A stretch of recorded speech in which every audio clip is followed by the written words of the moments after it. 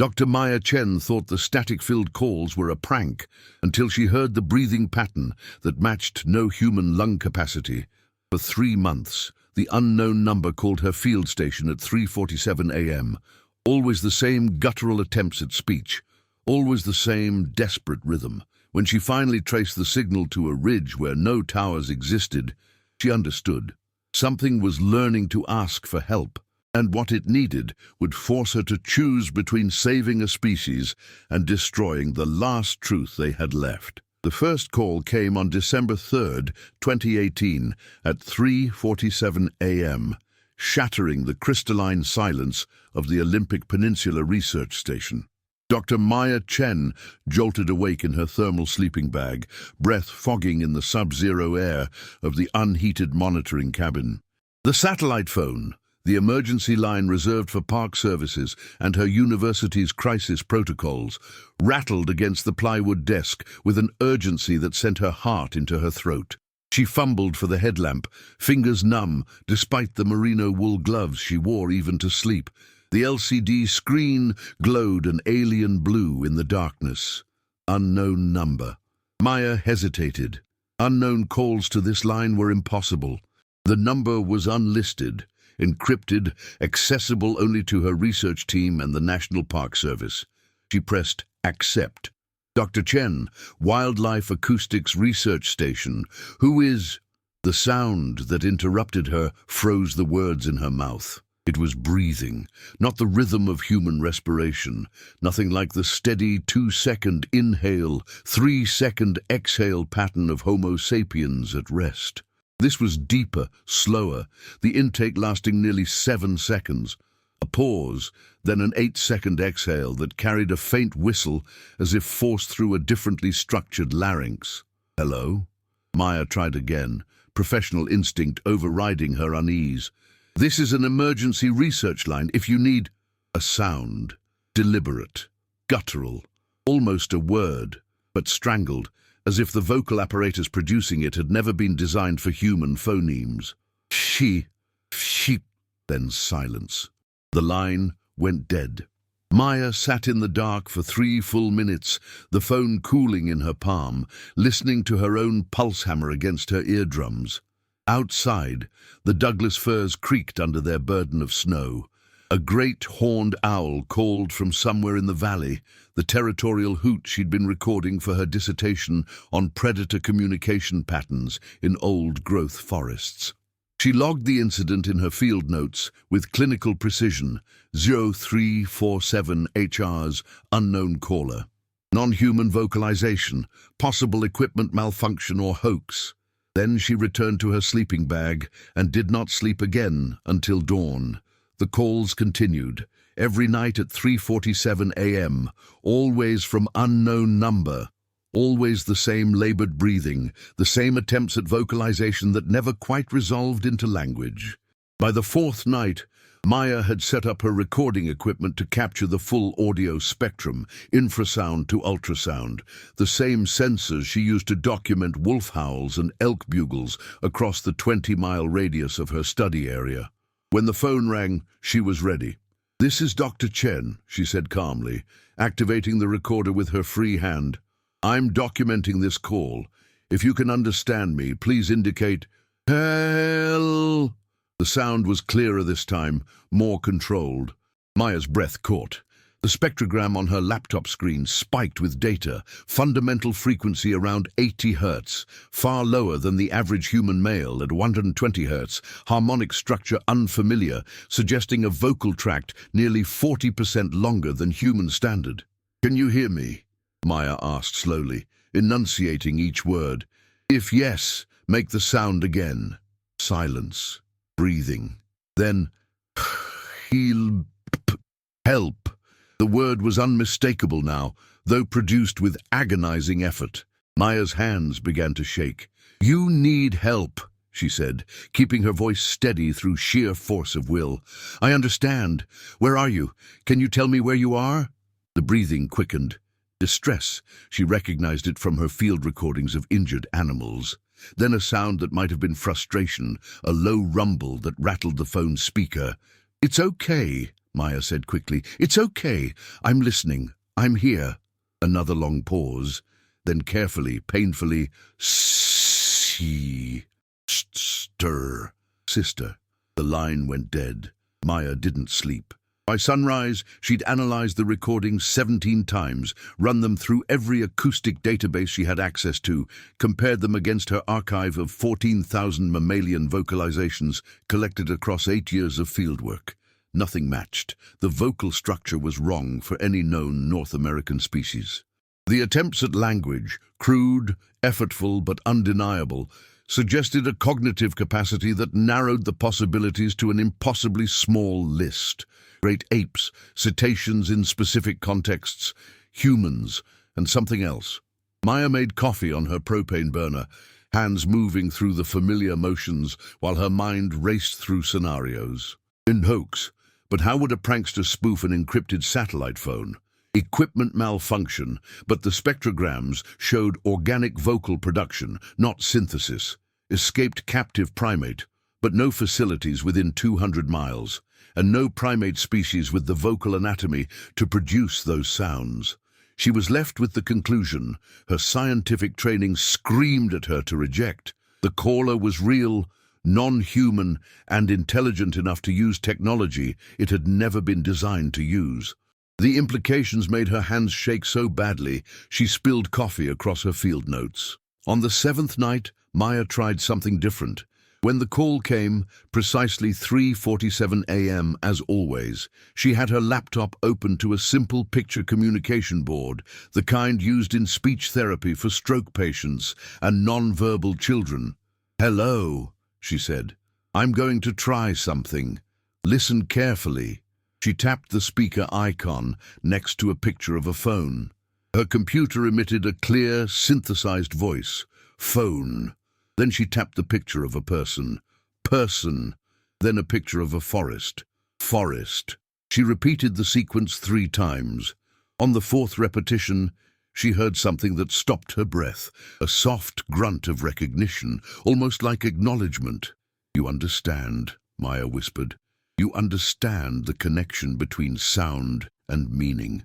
In response, the caller made a sound that was unmistakably an attempt to mimic her laptop's synthesized voice.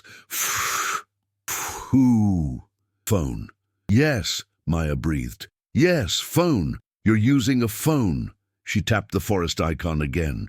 "Where did you find the phone? Where are you?" The response was a location.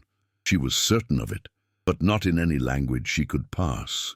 A series of sounds. Low rumble, 2 sharp clicks, a rising vocalization, then what might have been a distance marker, a number of some kind expressed in a pattern of grunts. Maya grabbed her topographic map, spreading it across the desk. "I'm going to describe locations," she said. "When I say the right one, make a sound. Any sound, okay?" She began with the nearest landmarks, working outward from her research station in concentric circles. Ho River Valley, Solduke Falls, the Queets Drainage, Hurricane Ridge, Mount Olympus. When she said Whiskey Creek Gorge, 18 miles northeast along an abandoned logging road, the caller produced a single, sharp click. "Whiskey Creek," Maya repeated, her heart pounding. "You're at Whiskey Creek." Another click. Confirmation. "Why?" Maya asked. "Why are you calling me? Why do you need help?" The breathing became labored again, distressed. Then, with terrible clarity, "Sister Earth, sister dying." The line went dead. Maya sat in the darkness for a long time after that, watching the first grey light of dawn creep across the snow-covered ridgeline outside her window. She thought about her obligations, to her university, to the scientific method, to the protocols of her research permit. She thought about the word sister. She thought about intelligence and suffering and the weight of being the only person who knew that something impossible was asking for help. At those 600 hours, she packed her emergency medical kit, the wilderness EMT supplies she carried for backcountry injuries, antiseptics, hemostatics, broad-spectrum antibiotics, pain management, trauma bandages. She added her primate handling gloves, Thick leather meant for macaques and capuchins, probably inadequate for something large enough to produce those vocalizations. She left a note on her desk, sealed in an envelope marked, "To be opened if I don't return by 1800 HRs. Investigating possible injured wildlife at Whiskey Creek. Have taken full safety precautions. Do not send search party unless I miss evening radio check." It was a lie. She knew it was a lie. There were no safety precautions for what she was about to do. Maya shouldered her pack, checked her satellite GPS, and stepped out into the 22-degree morning. Whiskey Creek Gorge was 18 miles of steep, unmaintained trail through old-growth forest. In summer, it was a hard day's hike. In December, with 3 feet of snowpack and ice-slicked rocks, it would take her at least 8 hours. She started walking. The forest swallowed her within minutes, the sounds of the research station fading into the vast silence of winter wilderness. Maya's breath came in sharp, visible bursts as she climbed through hemlock and cedar groves, following the faint depression of the old logging road beneath the snow. Her mind wouldn't stop working the problem. The caller had access to a phone. That meant it had either found a lost device or taken one from somewhere. The fact that it could dial her number specifically suggested observation. It had watched her, learned her routine, identified her as someone who might help. But why her? Why not call 911 or the ranger station or any of the 100 other numbers that would make more sense for an emergency? Unless it understood that revealing itself to authorities would be catastrophic. Unless it had chosen the one person whose work was solitary, whose research kept her isolated from the human infrastructure that would respond to an injured hiker or distressed caller with helicopters, search teams, and questions that could never be safely answered. Maya was being trusted because she was alone, because she was safe. The weight of that trust made her stumble on the icy trail, catching herself against a massive cedar trunk. Her gloved hand came away sticky with sap, frozen into amber beads in the cold. She reached Whiskey Creek Gorge at 14 to 20 hours, 8 hours of brutal climbing that left her legs trembling and her water supply half depleted. The gorge was a dramatic slash through the landscape, a glacial valley carved deep into the mountainside, its bottom hidden in shadow and old-growth spruce. Maya stood at the rim, catching her breath, scanning the terrain below with her binoculars. Snow, rocks, fallen timber, no obvious signs of habitation, no movement. And then she saw it, a flash of orange, unnatural against the white and green landscape. She adjusted focus. A cell phone, wedged into the fork of a tree about 30 feet down the gorge wall. The model looked recent, an iPhone, maybe 3 years old, its bright case visible even from this distance. Someone had placed it there deliberately, positioned for signal reception, angled upward toward the sky where satellites passed overhead. Maya's pulse roared in her ears. "Hello?" she called, her voice carrying down into the gorge. "I'm Dr. Chen. You called me. I came to help." Silence. The forest held its breath. "I'm alone," Maya continued. "I haven't told anyone. I promise I'm here to help your sister." A sound, faint, from deep in the shadows at the bottom of the gorge. Movement. And then he emerged. Later, Maya would struggle to describe what she saw in that moment. Her brain kept trying to categorize him. Bear, no. Too bipedal. Gorilla, no. Wrong proportions. Human, impossible. Too large. And failing. He was nearly 8 feet tall, broad across the chest and shoulders, in a way that suggested immense strength. Covered in dark, reddish-brown hair that thickened around the neck and upper back, thinning slightly on the face and hands. The face itself was a jarring blend of familiar and alien. Prominent brow ridge, flat nose, eyes that were undeniably primate, undeniably intelligent, locked onto hers with an intensity that stopped her breath. He moved slowly, carefully, hands visible and empty. Universal primate language for "I am not a threat." He stopped at the base of the gorge, perhaps 40 feet below her position, and waited. Maya realized she was supposed to make the next move. Her hands shook as she unclipped her medical pack. "I'm coming down," she called. "Don't be afraid. I'm here to help." The descent was treacherous. a scramble over ice-covered boulders and rotting logs. Twice she slipped, catching herself with jarring impacts that would leave spectacular bruises. He didn't move, didn't approach, just watched her with those impossibly human eyes. When she reached the bottom, they stood 20 feet apart, separated by a frozen creek and 8 million years of divergent evolution. "I'm Maya," she said quietly, using the same calm tone she employed with skittish wildlife. "You called me. You said your sister needs help."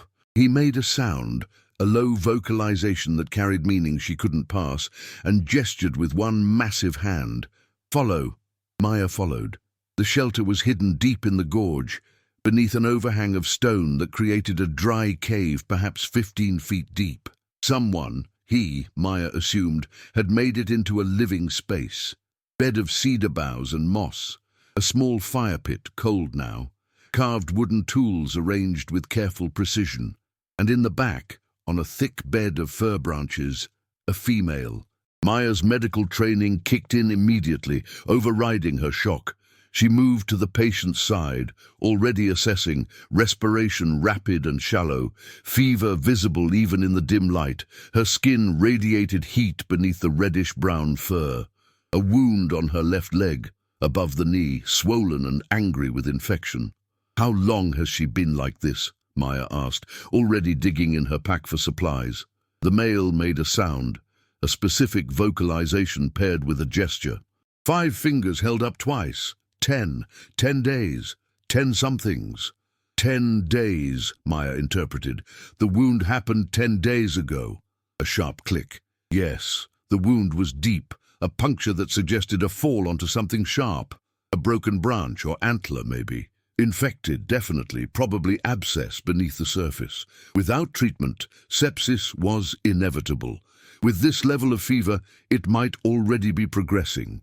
Maya pulled on her medical gloves, aware of the male watching her every movement with fierce attention. "I need to clean this," she said, showing him the antiseptic bottle. "It will hurt. You need to help me hold her still." He understood.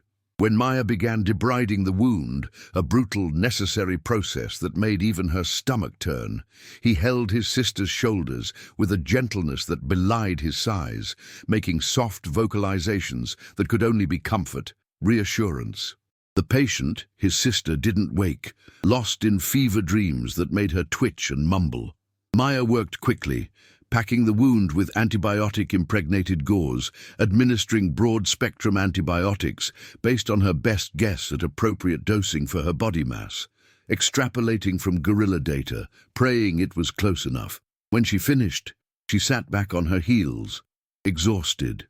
The male was still holding his sister's hand, a gesture so achingly human that Maya felt tears prick at her eyes. "She might recover," Maya said quietly. "The antibiotics should work, but I need to come back, check on her, change the dressing." The male looked at her, really looked, with an expression of such profound gratitude and trust that Maya felt the weight of it like a physical thing. "There, Hank," he said carefully, each phoneme a victory of effort over anatomy. "Thank you." And then, softer, "Maya," her name. He'd learned her name from the phone calls, from listening to her voicemail greeting, perhaps, and he'd practiced it. "You're welcome," Maya whispered. "What's your name? Can you tell me your name?"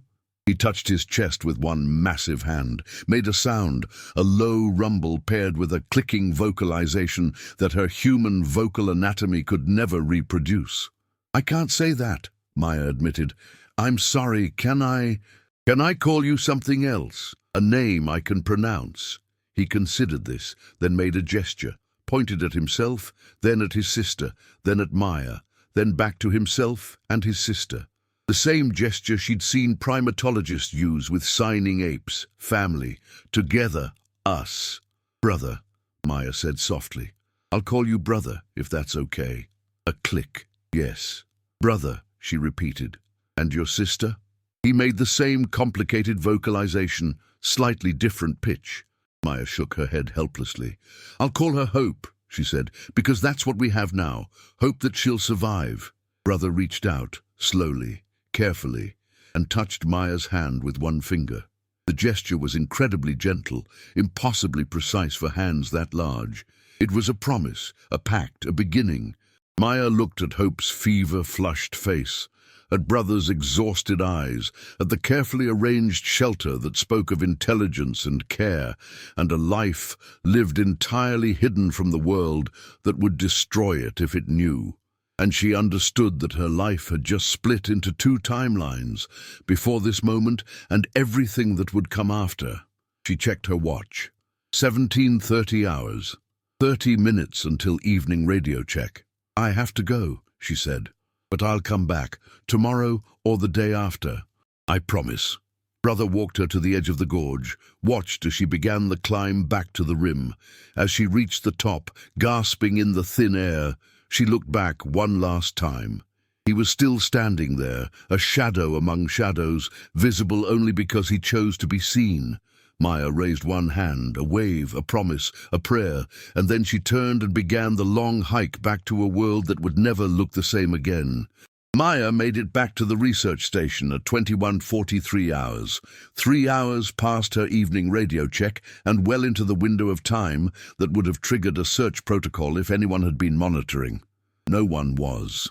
The university's communication schedule was lax during winter quarter, budget cuts, reducing oversight to bare minimum. It was a bureaucratic failure that had probably saved Brother's life.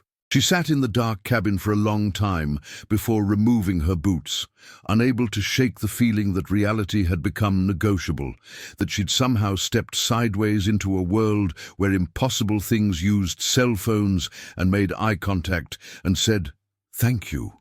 Her body ached from the 36-mile round trip. Her mind churned through implications like an engine stuck in gear. She'd just treated a patient from a species that wasn't supposed to exist.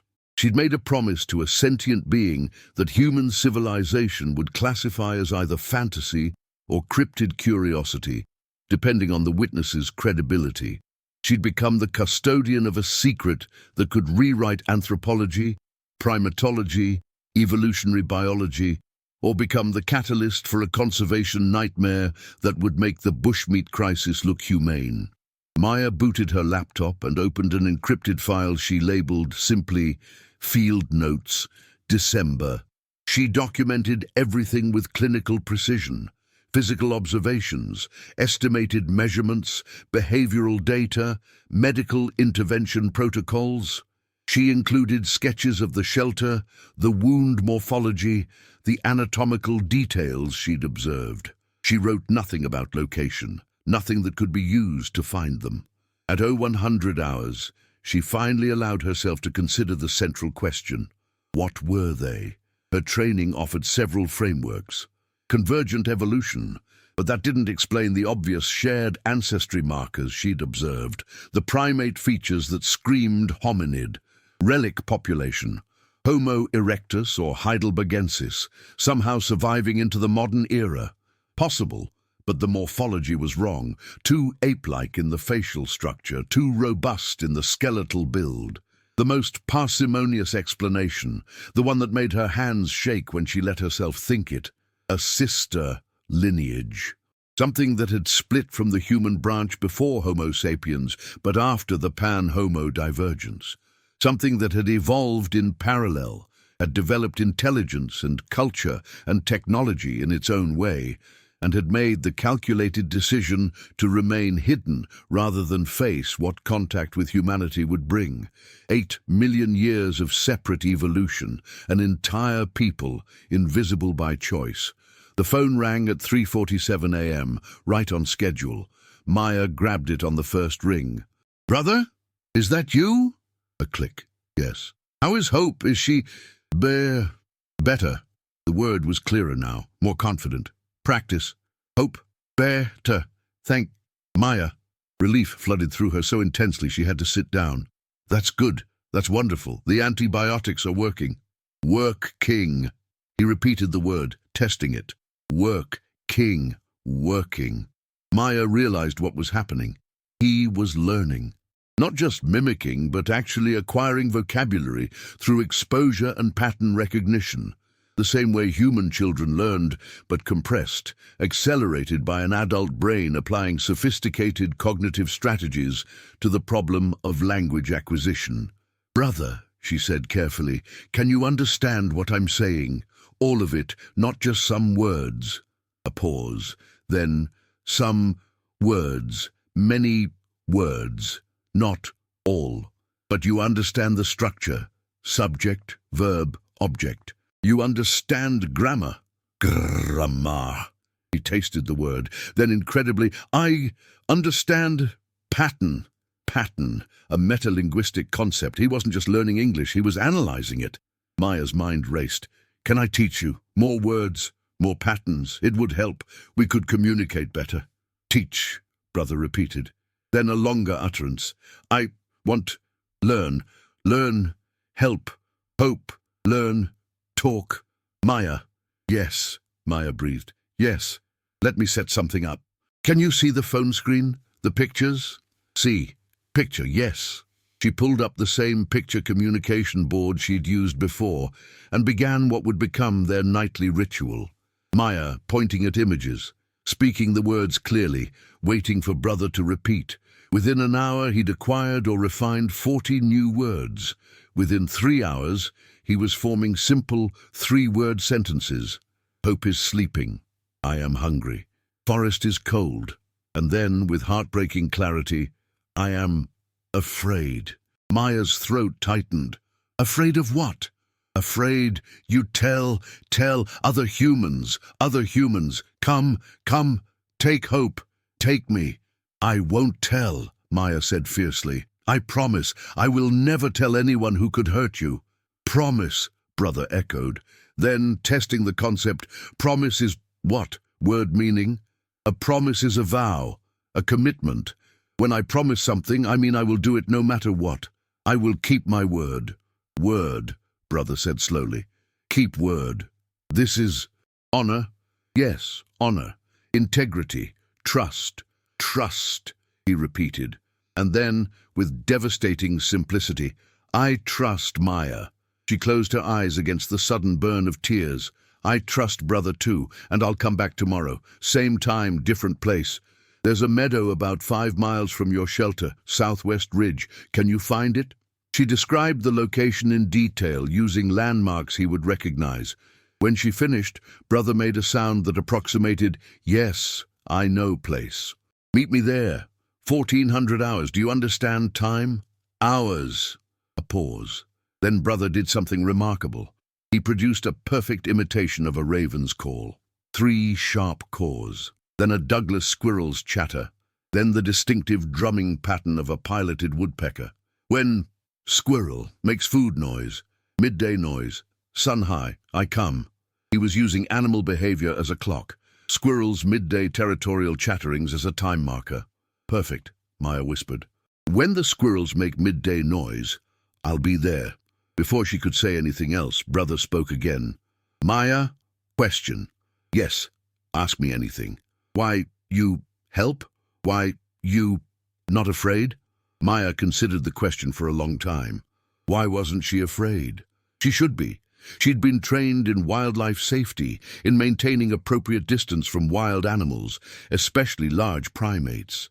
She'd seen the strength in brother's hands, had stood within arm's reach of something that could kill her with minimal effort.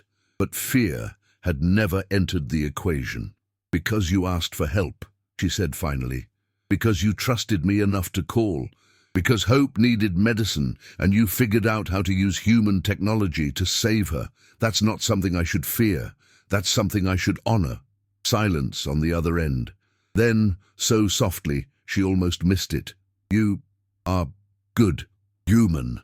The line went dead, but Maya sat holding the phone for a long time afterward, thinking about trust and promises and the terrible weight of being someone's only hope. She reached the meadow at 13:45 hours the next day, 30 minutes early, carrying a pack filled with medical supplies, fresh bandages, more antibiotics, and, at the last minute, a bag of dried venison jerky and a water bladder filled with electrolyte solution.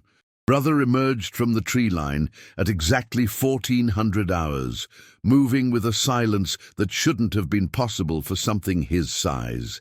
Maya noticed things she'd missed yesterday, the way he placed his feet with careful precision, avoiding sticks and unstable ground, the way he used his hands, almost like a quadruped when navigating difficult terrain, a knuckle-walking gait that suggested gorilla ancestry, the way his eyes constantly scanned the environment, threat-assessing, hyper-vigilant.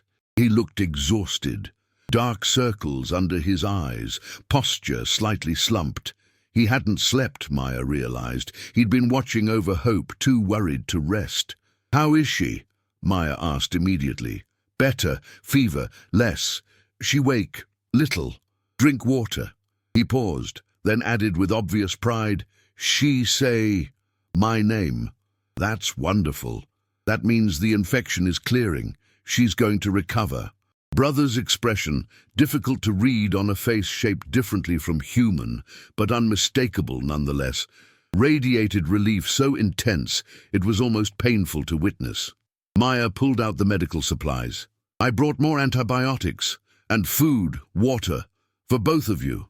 Brother took the offered items with careful hands, examining each one with clear intelligence. He held up the jerky, sniffed it, then looked at Maya questioningly. "Meat," she explained. "Deer, dried and preserved. High protein, good for healing." "Meat, good," Brother agreed. Then, unprompted, "Hope need protein, build, blood, make strong." He understood nutrition. Of course he did. They walked back toward the shelter together, Brother matching his pace to Maya's slower human gait. As they walked, Maya began teaching again, names for trees, for snow conditions, for weather patterns. Brother absorbed it all with the focused intensity of someone conducting an urgent research project, which she realized he was. He was learning the language of the dominant species on his planet because his sister's life might depend on his ability to communicate with them. Hope was awake when they arrived. She was still weak, fever-flushed and shaky, but her eyes were clear and alert as Maya approached. She looked younger than Brother, or perhaps just smaller, more delicate. Her face held a quality that reminded Maya of orangutans, something wise and ancient and sorrowful. "Hello," Maya said softly, stopping at a respectful distance. "I'm Maya. I'm here to help." Hope looked at Brother, who made a series of vocalizations in their own language, a complex, clicking, rumbling speech that carried obvious grammatical structure even though Maya couldn't parse individual morphemes. Brother was explaining who Maya was, she realized, vouching for her safety. When he finished, Hope turned her gaze back to Maya and did something remarkable. She pressed her right hand to her chest, then extended it toward Maya, palm up. A gesture, universal primate language for something, trust, greeting, gratitude. Maya mirrored the gesture, pressing her own hand to her chest, then extending it toward Hope. Hope's expression shifted, something that might have been a smile, difficult to tell on those features, but the intent was clear. She made a soft sound, then spoke. "Thank you." Her voice was higher than Brother's, still deep by human standards, but distinctly feminine. The English words were clearer than Brother's first attempts, suggesting she'd been listening to his practice, learning by observation. "You're welcome," Maya said, throat tight with emotion. "Can I check your leg? Make sure the infection is getting better." Hope looked at Brother again, who made an encouraging sound. She nodded, a human gesture learned from observation, and allowed Maya to approach. The wound looked significantly better. Swelling reduced, angry redness fading to a healthier pink beneath the fur. Maya changed the dressing with efficient gentleness, explaining each step to both of them in simple terms. They watched with intense focus, occasionally asking questions that revealed sophisticated understanding of wound care and healing processes. "You know medicine," Maya observed, securing the fresh bandage. "You've treated injuries before." Brother made an affirmative click. "Plants, forest, medicine, bark, for fever, moss, for blood stop, root, for pain." "Ethnobotany," Maya breathed. "You have ethnobotanical knowledge. Traditional medicine. Traditional, Hope repeated, testing the word. Then with effort, our grandmother. Teach us. Plant knowledge. Healing knowledge. Your grandmother, Maya echoed. So there are others. More of your people. A long silence. Brother and Hope exchanged a look that carried volumes of unspoken communication. Finally, Brother spoke. Few. Very few. We are nearly gone. The weight of that statement settled over the shelter like a shroud. Maya sat back on her heels, processing. An entire species, an entire people, reduced to few. How few, 10, 50, enough for genetic viability, or already sliding into the inevitable extinction vortex? Why? She asked quietly. What happened? Hope was the one who answered, her English halting but clear. We hide. Always hide. Humans come. More. Forest. Less. We move. Always move. Sometimes we meet humans. When meet, we must run. Sometimes humans hurt us. Sometimes we hurt humans. She paused, distress evident. Not want, hurt but afraid. Defend family. So you hide, Maya said. You've developed a culture of avoidance. Staying invisible to survive. Invisible, Brother repeated. Yes, this is only way. If humans know, they come. Come with weapons, cages, fear. We don't know. Not want, find out. Maya thought about every cryptid investigation. Every Bigfoot hunter with thermal cameras and tracking dogs. Every enthusiast who would give anything for proof. She thought about what would happen if Brother and Hope's existence became verified fact. The scientific teams, the media circus, the government agencies competing for jurisdiction, the zoos and research facilities arguing over custody rights. She thought about indigenous peoples first contacted by colonizers, about mountain gorillas poached for trophies and bushmeat, about the last of any species dying in captivity under fluorescent lights. You're right, she said quietly. Staying hidden is probably the only reason you've survived this long. But, Hope said, and her voice carried a tone that might have been despair. Hiding. Not enough. We still disappearing. Too few babies. Too much human everywhere. Sometimes think maybe better. Let humans know. Ask for help, protection. No, Brother said sharply. Never. Know what humans do. See, on phone. Pictures of cages, animals in boxes, watched by hundreds humans. This is protection. His voice carried a bitterness that needed no translation. Maya had shown him nothing of the sort, which meant he'd been exploring the phone beyond just calling her. He'd learned to use a web browser, had searched for information about humans and animals and conservation. He'd seen zoo exhibits, captive breeding programs, research facilities. He'd done his own research on humanity, and he'd reached an informed conclusion. Contact meant captivity. I understand, Maya said.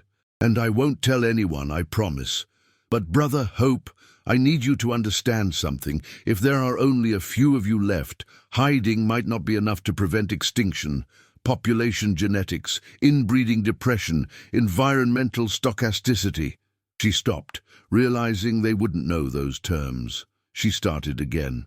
When there are very few of a species, sometimes they die out, even without humans, because the group is too small to survive bad luck. A harsh winter, a disease, a flood. Small populations are fragile. We know, Hope said softly. We have story, old story, when we are thousands, cover mountain, valley, coast, then something change. We dying. Many dying. Numbers. Fall, until only few remain, scattered, hidden. Maya's mind raced through possibilities. A bottleneck event. Population crash. The timeline would suggest sometime in the late Pleistocene or early Holocene, the same period when human populations exploded across North America. Competition for resources. Disease introduction. Climate change. But you survived, Maya pointed out. A few survived. That means you have resilience, adaptation, but the key word is few. How many of your people are left? Can you tell me? Another long silence. Finally, brother spoke, his voice barely audible. Not tell, exact number. Secret. Must stay secret. But he looked at Hope, who nodded permission. If show, on fingers need only this. He held up both hands. Fingers spread. 10 fingers. Then he folded down 2 fingers. 8. There were 8 of them left. Maya felt the revelation like a physical blow. 8 individuals. Less than a single family group of gorillas. Far below minimum viable population for any large mammal. Without intervention, without careful genetic management, they were functionally extinct already. Just a slow fade into oblivion, a few more generations of inbreeding and decreased fertility until the last one died alone, unmourned except by legends. "Oh," she breathed. "Oh God, I'm so sorry." "Sorry?" Hope tilted her head, questioning. "What is sorry?" "It means I feel sadness for your pain, empathy. I wish things were different." "Different," Hope repeated. Then with heartbreaking pragmatism, "But things are what they are. We accept, we try, survive, have children, teach children, our way. Pass on. Knowledge, language, stories, medicine. Maybe we fail. Maybe we are last generation. But we try." Brother reached out and took his sister's hand, a gesture of comfort, of solidarity. Then he looked at Maya with those impossibly intelligent eyes. "You ask. Why call you? Why ask? Help. This is why. Hope hurt. I afraid. Afraid she die, then only 7, then maybe's next winter 6, 5, 4. His voice broke slightly. "I look at human world, see humans everywhere, billions. We only 8, and I think maybe 1 human help. Maybe 1 human see us, not as animal, not as thing, as people." "I see you," Maya whispered, tears running down her face now, unchecked. "I see you as people, I promise." "Then help," Brother said simply. "Not help, hide. Not help, contact other humans. But help, survive. Teach us human knowledge, medicine, how make food last, how stay healthy, how help babies live. You have knowledge we need. Will you share?" It was the most profound request Maya had ever received. Not a plea for rescue or revelation, but a partnership, a knowledge exchange. They would share their traditional ecological wisdom, their botanical expertise, their survival strategies. She would share modern medicine, nutrition science, medical care. A collaboration between species, secret, sacred, possibly illegal under a dozen different regulations. Maya didn't hesitate. "Yes, I'll help, however I can, for as long as you need." Brother and Hope exchanged glances, then both performed that gesture, hand to chest, extended palm, a formalization of the pact. Maya mirrored it, feeling the weight of what she was promising settle onto her shoulders like a mantle. They spent the rest of the afternoon in what could only be called a seminar. Maya taught anatomy, explained antibiotics and wound infection processes, drew diagrams of immune response. Brother and Hope taught her about their food sources, a complex pattern of seasonal foraging that included plants. Maya's ethnobotany references would classify as inedible plus sophisticated hunting strategies that suggested tool use and collaborative planning. Hope showed Maya a cache of carved objects, wooden tools, yes, but also art, pictographs carved into flat stones, abstract patterns that suggested symbolic thinking, and one piece, Maya's breath caught when she saw it, that was unmistakably a map. Topographic relief carved into wood, showing the Olympic Peninsula with 7 distinct marks. 7 locations, 8 individuals, which meant someone was alone. "The others," Maya said quietly, "the other 6, do they live like you? Hidden, scattered?" "Yes," Brother confirmed. "Small groups, 2 here, 3 there, 1..." He touched the westernmost mark near the coast. "One alone. Old, our grandmother, she teach us everything. Now she wait to pass knowledge before she die." "How old is she?" Brother made a sound that suggested uncertainty, then held up fingers multiple times in a counting pattern that Maya interpreted as approximately 50 years. 50 years. Old for a wild primate, but not impossibly ancient, unless their lifespans were different from humans, longer or shorter. Another data point she desperately needed. I could help her too, Maya offered. If she needs medicine, care... No, Hope said firmly. Grandmothers say, never bring humans, even good humans. Too dangerous. She accept. Her time come. But she want us survive, Brother interrupted. We are young, can have children. Grandmother time. Done. This is her choice. We honor choice. Maya wanted to argue, but she understood the ethical framework they were operating within. Autonomy. Cultural values that prioritize the group's survival over individual longevity. It wasn't her place to override their grandmother's decision, no matter how much her medical training screamed at her to intervene. I understand, she said. I'll respect her wishes. The light was fading.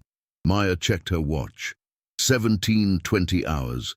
She needed to start the hike back soon, or she'd be navigating the trail in full darkness. I have to go, she said reluctantly, but I'll come back in 2 days. Check Hope's wound, bring more supplies, and we can continue this, learning from each other. Learning, Hope repeated with something that might have been happiness. Yes, come back. We want, learn more. Brother walked Maya to the edge of the gorge again. As she prepared to climb, he reached into a pouch at his waist. Maya hadn't noticed it before, woven from plant fibers, and pulled out something small. He pressed it into her hand. It was a carved wooden token, perhaps 3 inches long, smooth from handling. The design was abstract but unmistakable. 2 figures, one large, one smaller, hands joined. Family. Trust. So you... Remember, Brother said quietly. Remember, we trust you. Maya closed her fingers around the token, feeling its weight. I won't forget. I promise. She climbed the gorge wall with the token tucked safely in her inner pocket, its presence a constant reminder of what she was carrying now. The hopes, the trust, the survival of a people who had chosen her as their one point of contact with a world that would destroy them if it knew they existed. The responsibility was terrifying. The honor was overwhelming.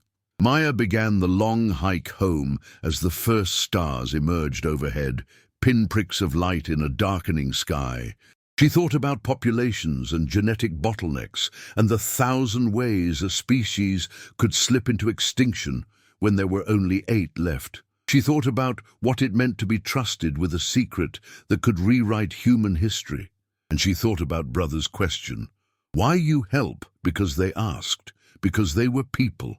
Because if the positions were reversed, if humanity was down to 8 individuals, scattered and hiding, desperate for someone to see them as something other than animals or curiosities, she would hope that someone, somewhere, would choose to help rather than exploit. It was as simple and as complicated as that.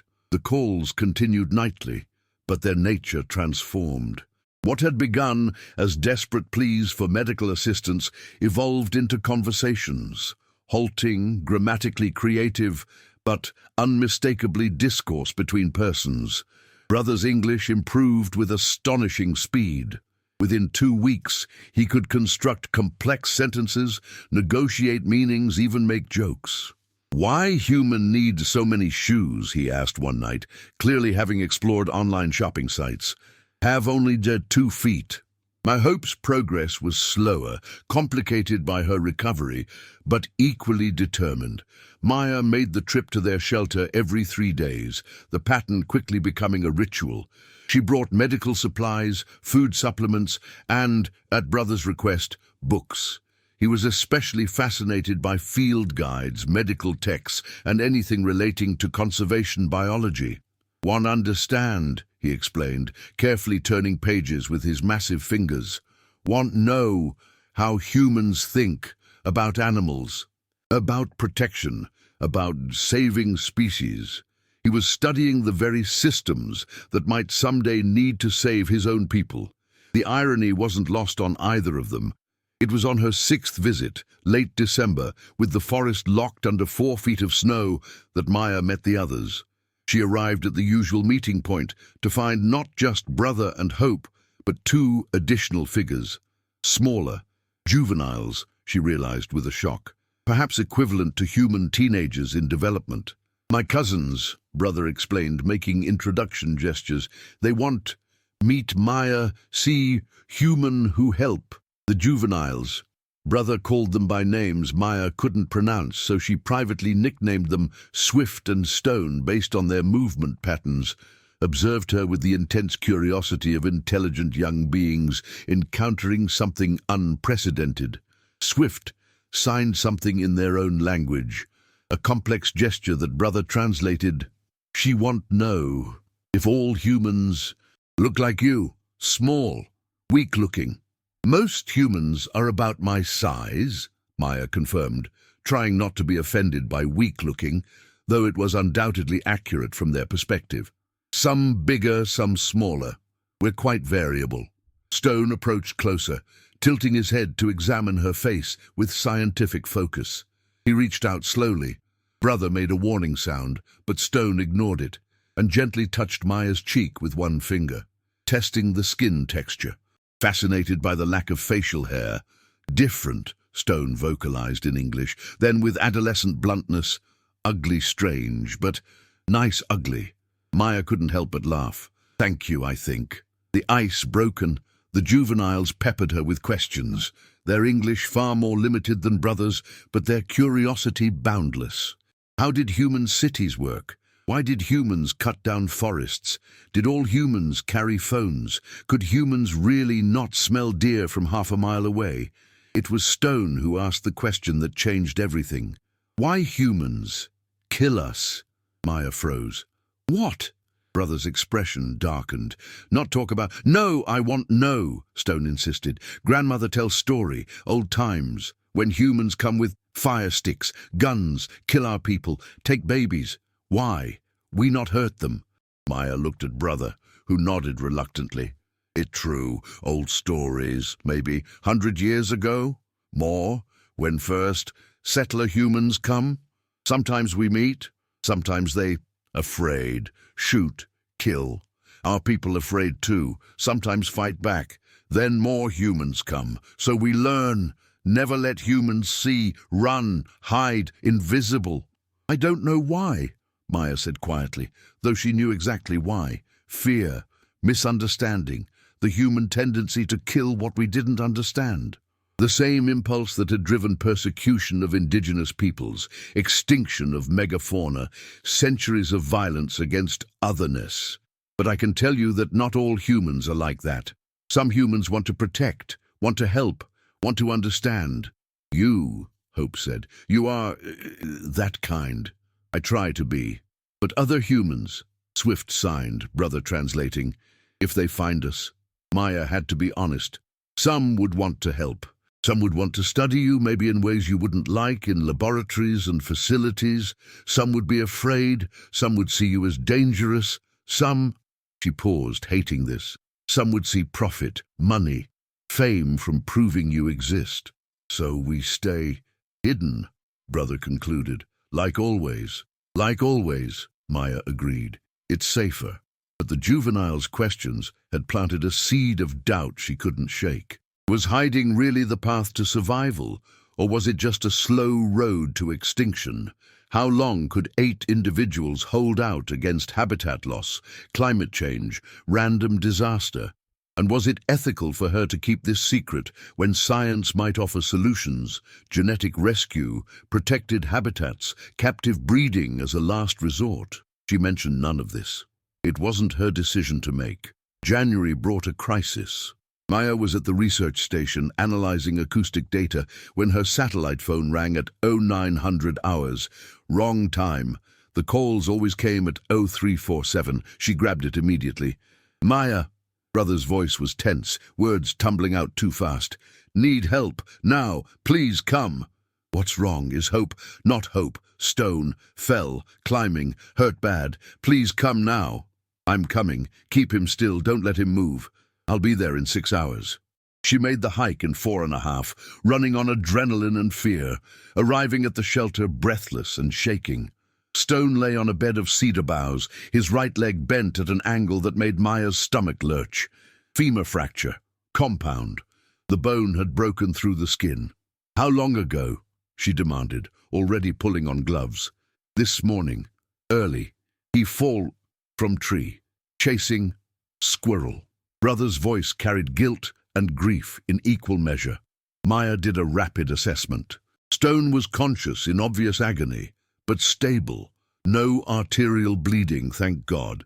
The break was clean enough that she might be able to set it, but it would require pain management more than her wilderness first aid kit was equipped for.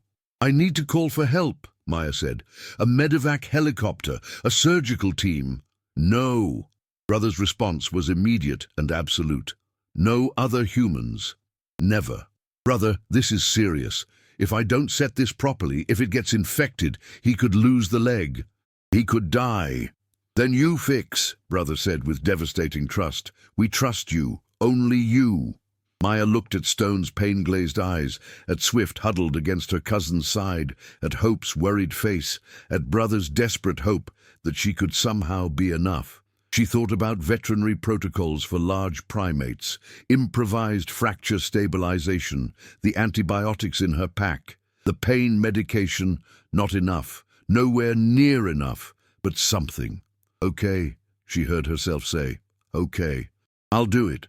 But I need supplies from my station, better pain meds, splinting materials, stronger antibiotics. I have to go back, get them, and return. That's 8 hours minimum. We wait, Brother said simply. Maya made the trip in 7 hours total, packing her medical kit with everything she could think of. Ketamine for sedation, stronger antibiotics, proper splinting materials, sutures, more gauze. She raided her research station's emergency supplies, the cache meant for human injuries, and prayed it would be enough. The setting procedure was brutal. Even with ketamine to dull the pain, Stone's roars of agony echoed through the gorge. Brother and Swift had to hold him still while Maya worked, pulling the bone fragments into alignment, stabilizing with splints, stitching the compound wound closed. It took 3 hours of delicate, agonizing work. When she finally finished, Maya was shaking with exhaustion and nerve strain. Stone was unconscious, breathing steadily under sedation. His leg was straight, splinted, bandaged. It wasn't perfect, it wasn't surgery, but it might be enough. Will he? Hope couldn't finish the question. I don't know, Maya admitted. If infection doesn't set in, if the bone heals straight, if he doesn't develop complications, maybe. But I need to monitor him, daily, for at least 2 weeks. Then stay, Brother said. Stay here with us. Maya looked around the shelter, looked at the family depending on her, looked at Stone's bandaged leg and the desperate hope in 4 pairs of intelligent eyes. I'll need to get more supplies, and I have to file something with my university, tell them I'm doing extended field research. But you stay? I'll stay. She moved into the shelter that night, transforming a corner into a makeshift field hospital. For 2 weeks, she lived among them, monitoring Stone's wound, adjusting bandages, administering antibiotics on a strict schedule. She slept on cedar boughs and ate foraged roots and venison Brother hunted. She learned more of their language, enough to understand basic conversation. She heard their stories. Hope told her about the old times, passed down through oral tradition, when their people numbered in the thousands, when they had ceremonies and gathering places, when they lived openly in the forests without fear. The stories were precise, detailed, rich, with cultural memory that went back centuries. Swift taught Maya their signage language, a complex system of gestures that predated their English acquisition.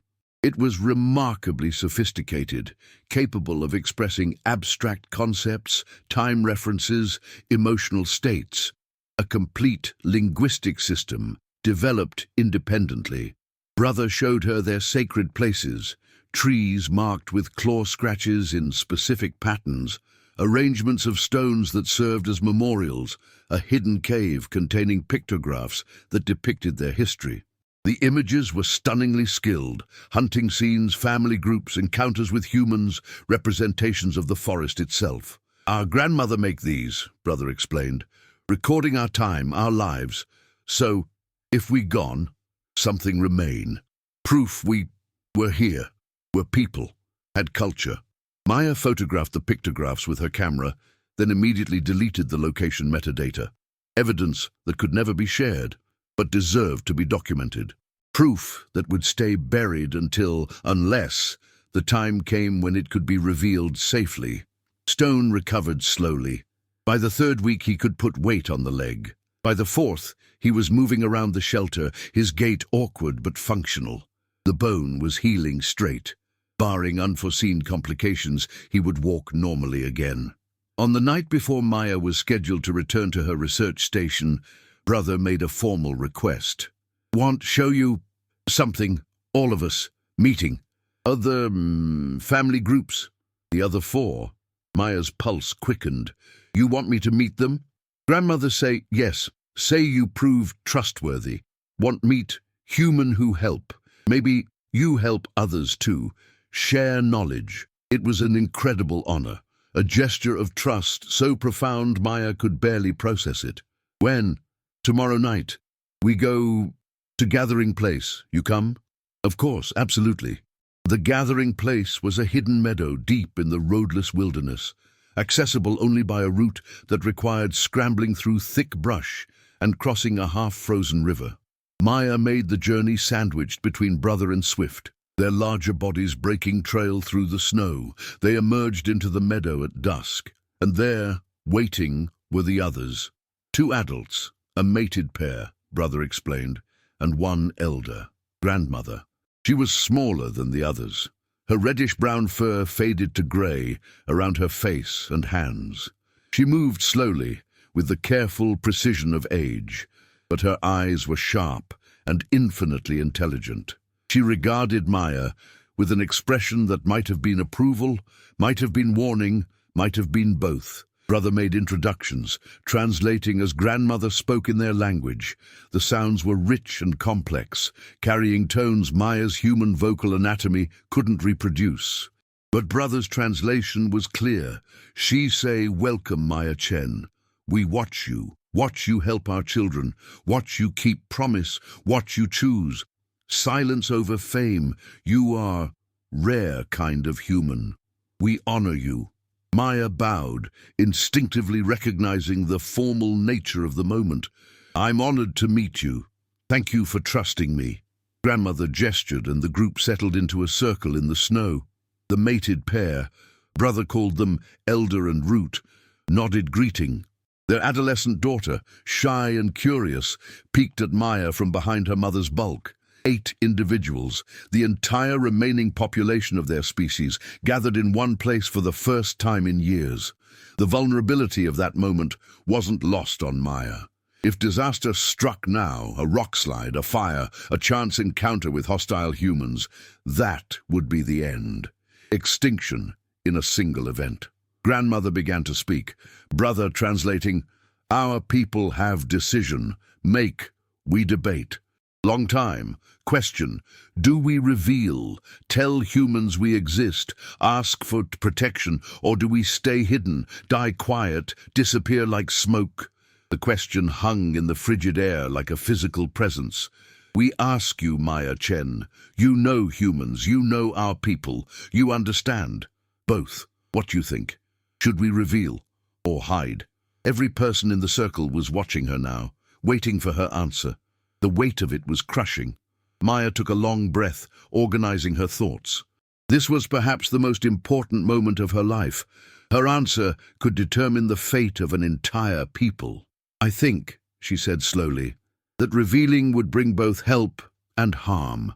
Some humans would fight to protect you, would create sanctuaries, laws, protections, would study you respectfully, work to help your population recover, but others, she paused, needing them to understand. Others would want to control you, lock you up for your own good, take samples, genetic material, treat you like property or research subjects, and some would want you dead because they fear what they don't understand. So we hide, Elder signed, brother translating. Maybe, Maya said. But hiding has its own dangers. You're 8 people. One bad winter, one disease, one accident, and you could disappear forever.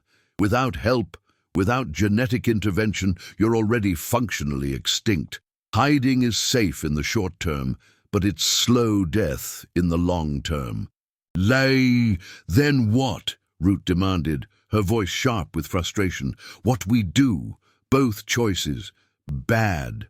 Maya looked at each face in the circle, these beautiful, intelligent people trapped between impossible options, and she made a decision that would haunt her for the rest of her life. There's a third option, she said quietly.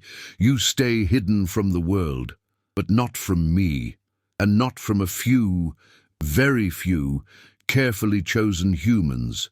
Scientists, doctors, conservationists.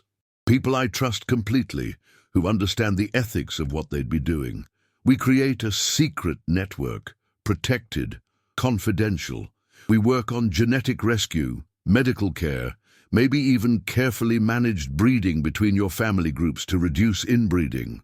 We document your culture, your language, your knowledge, but keep it sealed until it's safe to reveal.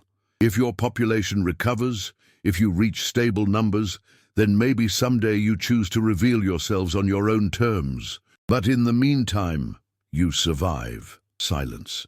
Then grandmother spoke, a long stream of their language that brother translated. This is guardian plan. You become keeper of our secret, our survival. But Maya Chen, if you bring other humans, even trustworthy ones, you give them power over us. If one betrays, we all die. Or worse, spend life in cages. This is terrible risk. I know, Maya said, it's terrifying, and I won't do it without your permission. If you say no, I respect that. I'll keep helping you alone as much as I can, but you asked what I think you should do, and this is it. Don't reveal to the world, but don't face extinction alone either. Let a few people help, people bound by ethics, by law, by honor. And if these people betray? Elder asked. Maya met his eyes steadily. Then I will have betrayed you, and I'll deserve whatever comes. But I will choose very carefully. I will make sure every person who knows is bound by oath, by law, by their own integrity, and I will protect you with everything I have. Grandmother regarded her for a long moment.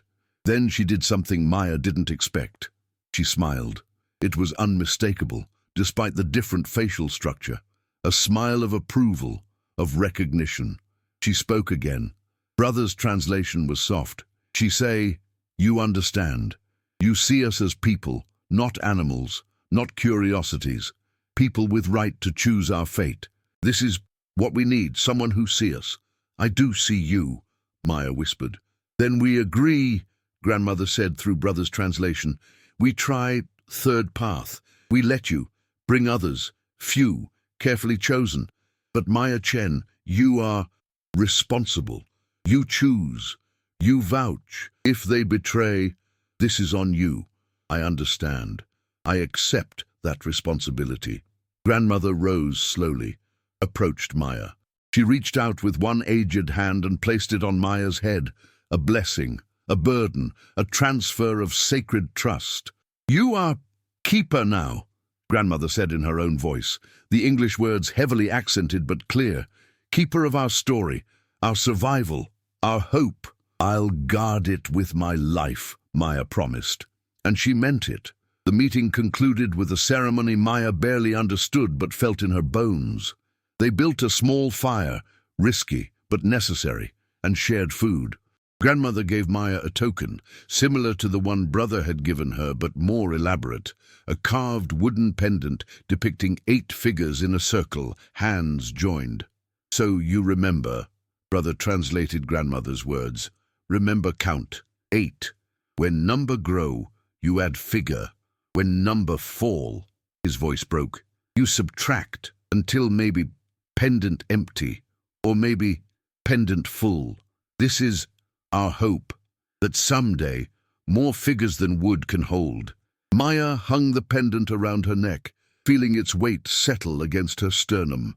8 figures, 8 lives, 8 people who had placed their survival in her hands.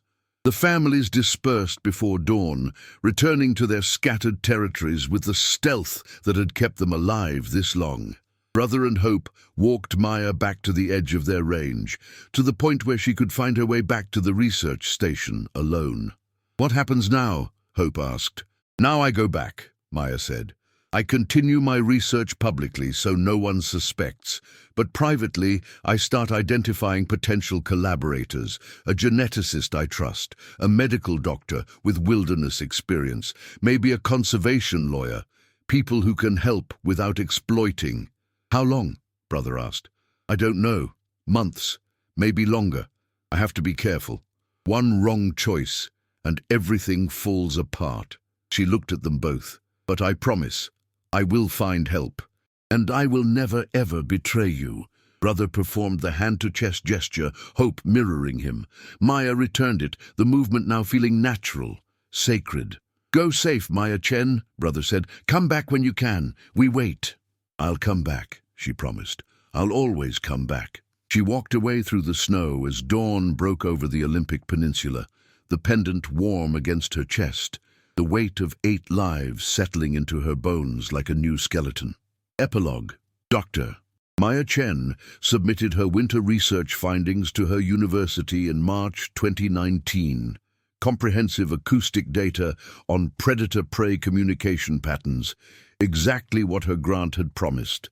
Nothing unusual, nothing that would draw attention. In her personal files, encrypted with military-grade security, she maintained different records: medical notes on primate patients, linguistic analysis of a previously undocumented language, demographic data on a critically endangered population, photographs of cultural artifacts that proved the existence of a people the world didn't know existed. She identified 3 potential collaborators over the following 6 months. A geneticist specializing in conservation of small populations, bound by tribal confidentiality agreements in her work with indigenous communities. A wilderness medicine specialist who'd worked in conflict zones under strict non-disclosure. A conservation attorney who devoted her career to protecting endangered species from exploitation. She vetted them carefully, approached them individually, bound them with legal agreements and ethical oaths before revealing anything. When she finally told them the truth, their reactions ranged from disbelief to awe to immediate commitment. The network was established by December 2019. 4 humans working in secret to support 8 individuals of an unnamed species. They called it the Guardian Project. Internal documentation only, no digital traces. Maya continued her public research, publishing papers on wolf acoustics and owl communication. She made biannual trips to the Olympic Peninsula, officially for fieldwork, actually for medical checks and knowledge exchange, with the people who had trusted her with their survival. Stone's leg healed fully. Hope bore a child in 2021, a daughter, healthy and curious. The count went from 8 to 9. Maya added a figure to the pendant. Grandmother passed in 2022 in her sleep, surrounded by family. The count dropped to 8 again, but her knowledge had been transferred, recorded, preserved. Maya wore the pendant every day, hidden under her shirt, a reminder of what she carried. The weight of witness, the burden of trust, the hope that someday, when the population had recovered enough, when the world had changed enough, the people she'd promised to protect could emerge from hiding on their own terms, or not. That would be their choice, not hers, not anyone's but theirs. She was just the keeper, the guardian, the one human who'd been asked for help and had chosen to answer. 3 years after that first phone call at 3:47 a.m., Maya stood in her office at the university, looking at a map of the Olympic Peninsula. 8 locations marked in her private records. 8 people. 1 network of guardians. 1 secret that could rewrite human history. And 1 promise, renewed every single day. I will not betray them. I will help them survive. I will see them as people.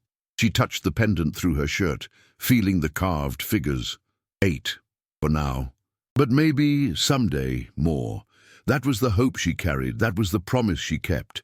If this story left you wondering about the hidden world that exists just beyond human sight, and the ethical weight of being someone's only hope, please subscribe to our channel for more stories that explore the boundary between the known and the unknown. Comment below. Would you make the same choice Maya did? What would you sacrifice to protect a secret that could change everything? Your thoughts matter. Let's discuss in the comments. And remember, sometimes the greatest act of humanity is choosing to witness without destroying.